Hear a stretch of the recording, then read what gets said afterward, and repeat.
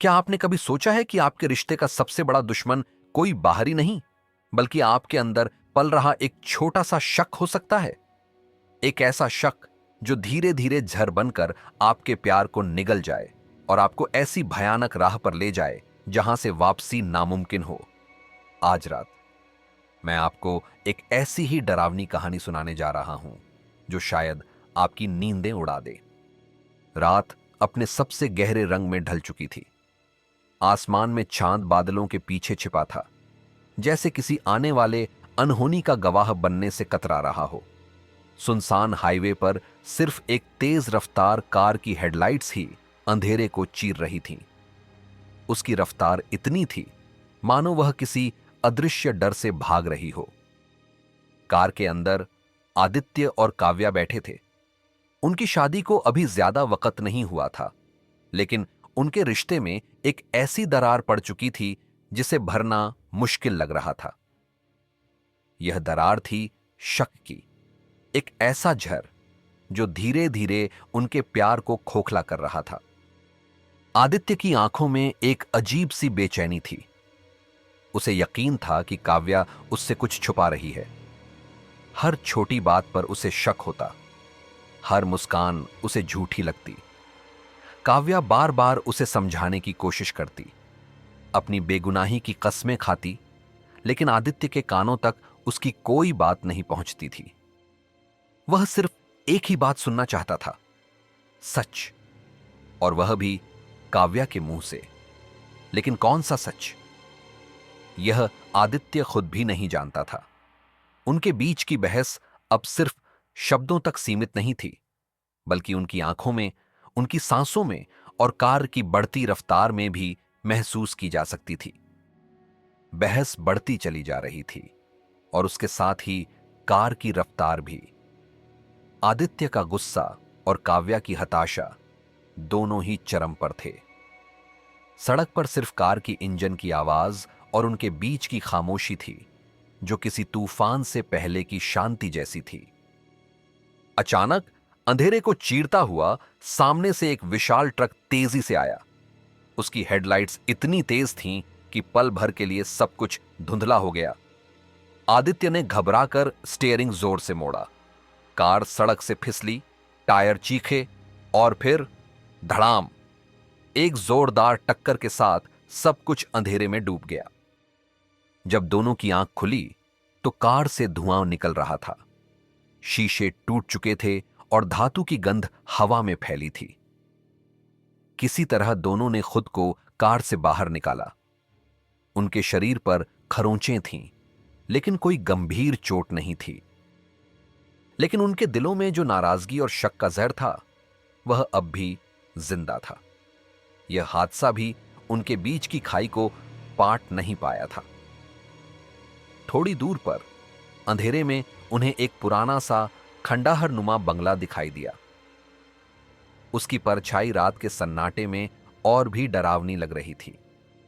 बिना कुछ सोचे समझे, मदद की उम्मीद में दोनों उस बंगले की ओर बढ़ गए। जैसे ही वे दरवाजे के पास पहुंचे, वह अपने आप चरमराते हुए खुल गया। अंदर से एक अजीब सी ठंडी हवा का झोंका आया, जिसने उनके रोंगटे खड़े कर दिए।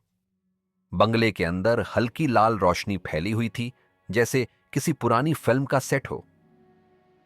हवा में एक अजीब सी सड़ी हुई गंध थी, जो किसी पुरानी चीज के सड़ने या किसी अनहोनी की निशानी थी। हर कदम पर लकड़ी के फर्श से चरमराने की आवाज आती, जो सन्नाटे को और भी गहरा बना देती। तभी एक धीमी, घिसटती हुई व्हीलचेयर की आवाज सुनाई दी। यह आवाज इतनी डरावनी थी कि आदित्य और काव्या दोनों एक दूसरे से चिपक गए। कमरे के कोने में एक परछाई हिलती हुई दिखाई दी। जैसे जैसे वे करीब आए, परछाई एक औरत में बदल गई। वह एक बूढ़ी औरत थी, जिसने सफेद कपड़े पहने थे। उसके बाल खुले और बिखरे हुए थे, और उसका चेहरा, जिसे देखकर आदित्य का दिल कांप उठा। उसकी आंखें गहरी और खाली थीं, और उसके होठों पर एक अजीब सी भयानक मुस्कान थी। वह धीरे धीरे मुस्कुराई, और उसकी आवाज इतनी ठंडी थी कि हड्डियों तक सिहरन दौड़ गई। वह बोली, तुम दोनों भी एक दूसरे पर शक करते हो, है ना? उसकी आवाज में एक ऐसी गहराई थी जैसे वह उनके हर राज को जानती हो।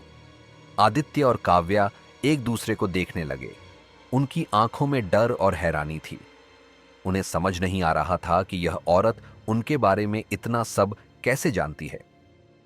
अचानक कमरे की लाइटें झपकने लगीं, जैसे कोई अदृश्य शक्ति उन्हें बंद करने की कोशिश कर रही हो। दरवाजा जोर से धड़ाम की आवाज के साथ बंद हो गया और अगले ही पल वह औरत गायब हो गई, जैसे वह कभी वहां थी ही नहीं।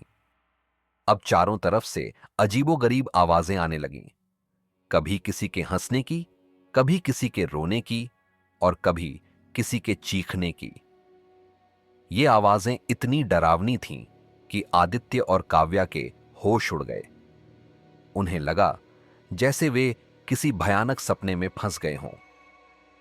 आदित्य ने दरवाजा खोलने की पूरी कोशिश की, लेकिन वह टस से मस नहीं हुआ। वह अपनी पूरी ताकत लगा रहा था, लेकिन दरवाजा जैसे किसी अदृश्य शक्ति ने जकड़ रखा था। तभी ऊपर से काव्या की एक भयानक चीख सुनाई दी। यह चीख इतनी दर्दनाक थी कि आदित्य का दिल दहल गया। डर को ताक पर रख आदित्य ने दरवाजे पर पूरी ताकत से टक्कर मारी। लकड़ी चरमराई और दरवाजा खुल गया। आदित्य बिना एक पल भी गंवाए सीढ़ियों की ओर दौड़ा, काव्या को बचाने के लिए। लेकिन तभी अंधेरे में काव्या उससे टकराई। दोनों जमीन पर गिरे और फिर से सब कुछ अंधेरे में डूब गया। यह अंधेरा पहले से भी ज्यादा गहरा और भयानक था। उन्हें लगा जैसे वे किसी अथाह खाई में गिर गए हों, जहां से कोई वापसी नहीं थी।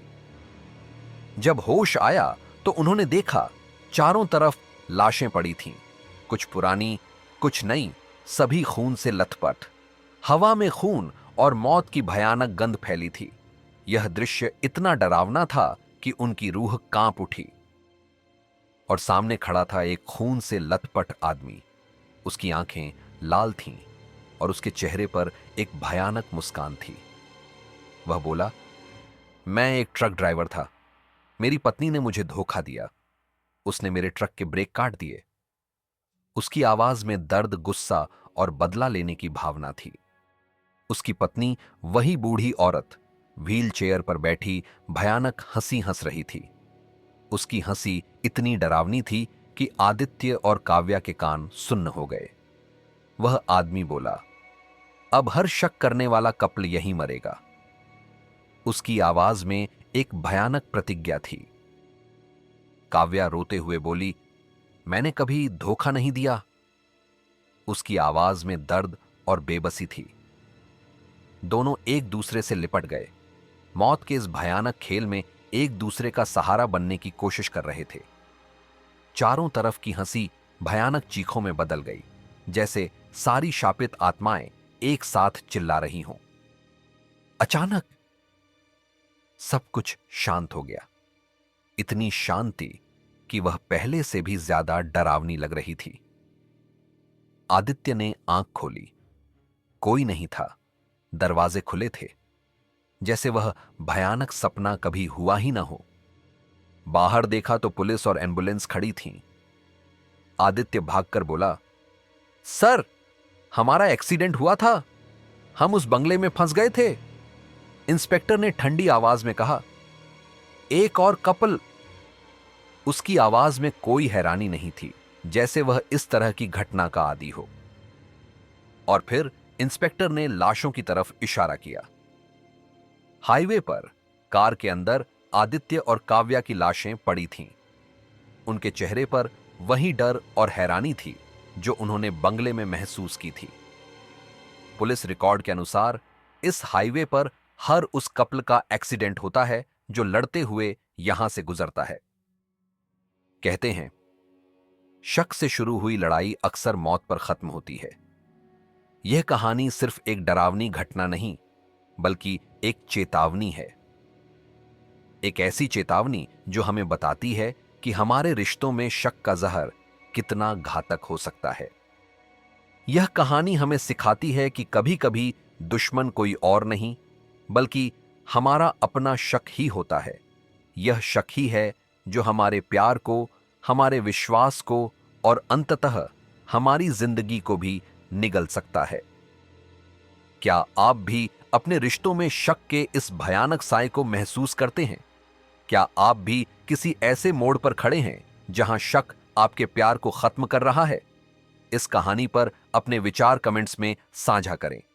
इस वीडियो को लाइक करें और अपने दोस्तों और परिवार के साथ शेयर करें ताकि वे भी इस भयानक सच से वाकिफ हो सकें।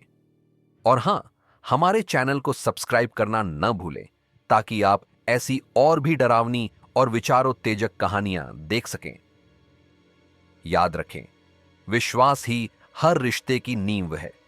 इसे शक के हाथों टूटने न दें।